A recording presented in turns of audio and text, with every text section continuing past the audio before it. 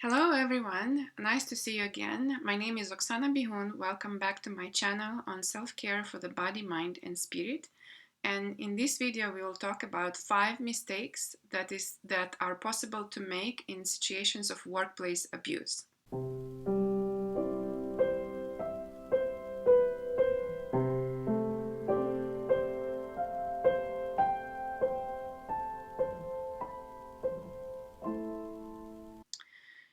So I have described what is workplace bullying and gave some tips about how to handle it in a few previous videos. I'm going to link these videos down below in the description to this video, and let's go ahead and discuss the 5 mistakes. So the first mistake is to jump into one of the 2 extremes. Denying the situation of workplace abuse, or on the other extreme, vehemently rejecting the situation and getting very angry about it. So let me explain in more details how that might look like. So denying the situation might look as follows. So I don't want to see the evil up close. I do not want to accept that people next to me are acting in ways that are despicable. So I try to minimize and I say, well, those are just personal conflicts. I can weather the storm by working harder. I can take the blame. I was probably to blame for this situation, and if only I clean up my act, everything is going to get better. So this usually doesn't work in the situation of workplace abuse, because if there is workplace abuse, then the stress will continue and it will eat at you, and it may hurt your health way too much. And it's better to acknowledge that the situation is happening and deal with it, than to wait until your body is going to tell you, or you get into some serious distress, and then you will have to acknowledge it. So it's better to acknowledge it sooner rather than later. And the other extreme is to get very angry and vehemently reject the situation, and to spend a lot of energy on trying to brood how unjust it is and how it should not be happening. So here's how it can look like. So I wake up from the denial and I begin, telling myself this should not be happening, this is not right, this cannot be happening, this is unjust, this is wrong, this is evil. And I end up spending so much energy on feeling angry and rejecting the situation that little is left for me to be able to deal with the situation.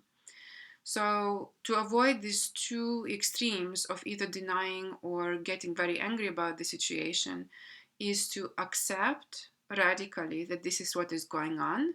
So how does this acceptance may look like? So I tell myself, I accept that this is what is happening. This and this and this coworker have been doing this and this and that to me. This is not right. I'm not condoning this situation, but I accept that this is what is going on. And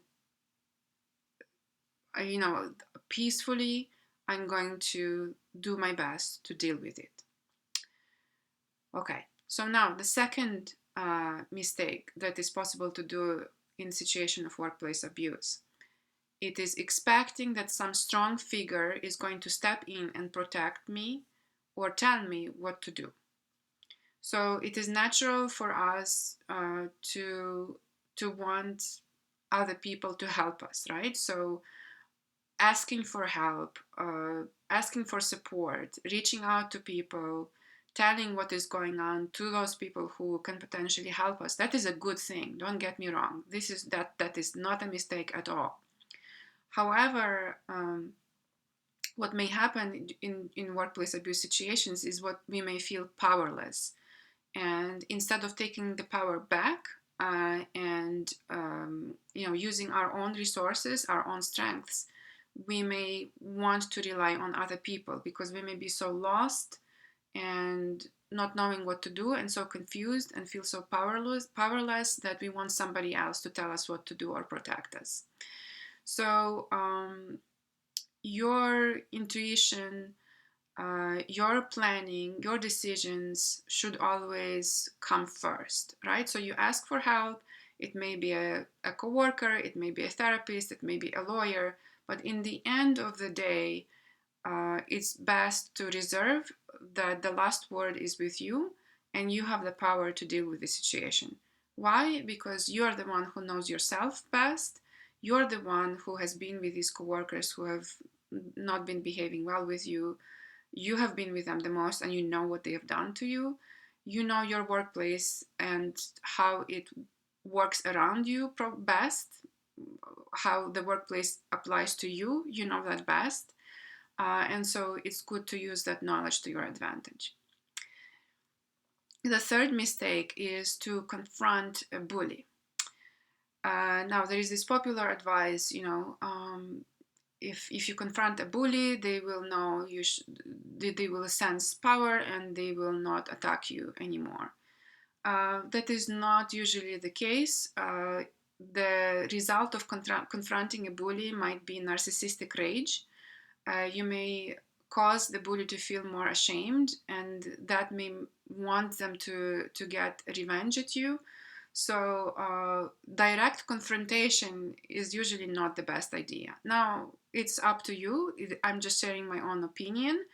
But actually, what is sometimes recommended by people who know about the narcissistic abuse is to avoid narcissists, to avoid contact with narcissists as much as possible, or to become like a gray rock with a narcissist.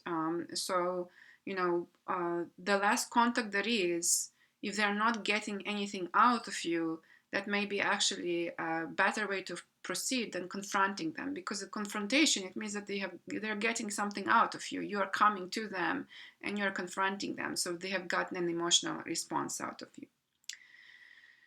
All right. Now, I just want to caveat, of course, if it's a friend, then confrontation is not a bad thing. Sometimes it can clear up the air and it allows to restart a relationship for a better, but it's just, I don't think it works very well with a bully. The fourth mistake is trusting a coworker in a position of power to the point that you do everything that they recommend that you do to the T. And so it kind of builds up on one of the previous mistakes of wanting somebody to step in and protect you. So I'm not saying that trusting a coworker is a bad thing. Some coworkers are trustworthy, and even some coworkers in positions of power are trustworthy.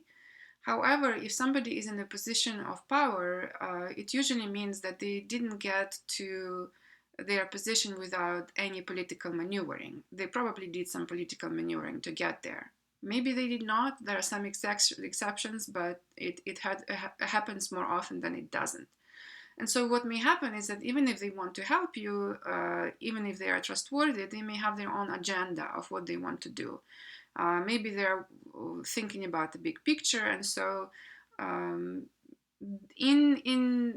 without realizing it themselves, they may feed you to the beast as a piece of meat in a bigger agenda of trying to make the workplace better, for example. So it's good to take advice and help from a coworker in a position of power with a grain of salt, right? So, in the end of the day, you retain your power, and, affiliating yourself with somebody who is powerful might be helpful, because then the bully might respond to that, and they may back down just because they see you in their, maybe you work on a project with them, or maybe you socialize with them. So it's not a bad thing, but you do not have to do every single thing that they tell you to do. And it might be a good idea to sort of distance yourself a little bit more from them if they are trying to, push you into doing something. If they are telling you, you should do you should do this, you should send this email. If they are giving you too many, telling you too many things to do, I don't know, I would think twice. How is that gonna work for me, right? So I'm not saying don't do it. I'm just saying think twice about it. Okay. And mistake number 5 is to produce a lot of documentation and share it with people who might use it against you. So producing documentation is not bad. So you can write an email to yourself on your private email account to document what is going on. You can have a diary that is separate diary just for workplace events, so that you have, an account of what has been going on. So if at any point it comes that you need to show some proof and evidence of what has been going on for you, so that you have it, that might actually be a good thing. However, before you share it with anybody, ask yourself if this is a trustworthy office or person. And remember, everybody at your workplace, if it is a HR or any kind of office, their allegiance is with that workplace. They are not your advocates. It's not their job to be your advocate. It is your healthcare provider. And your lawyer should work in your best interests if you have an appropriate contract with them. But these workplace offices, it is not their job to work in your best interest. Their allegiances again with their workplace. So it's good to produce documentation, but be careful what and with whom you share, right? So this is all. Just to summarize the 5 mistakes that is possible to make in workplace abuse situations. The first mistake is to jump into one of the 2 extremes, denying the situation or becoming very angry with it.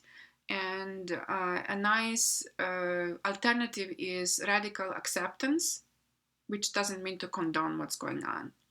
The second mistake is expecting that some strong figure will step in and protect you or tell you what to do. And an alternative is to reach out for help from people who might give you support, but in the end to retain your own power and use your own strengths. The third mistake is confronting a bully, and an alternative is to minimize the contact with the bully and act as if you were a gray rock in their presence to the degree that it is possible. The fourth mistake is completely following all of the advice from a coworker in a position of power. And an alternative is to seek access to power and affiliation with power, but to take the advice that you get from them with a grain of salt. And the fifth mistake is to produce a lot of documentation and share it with people who may use it against you.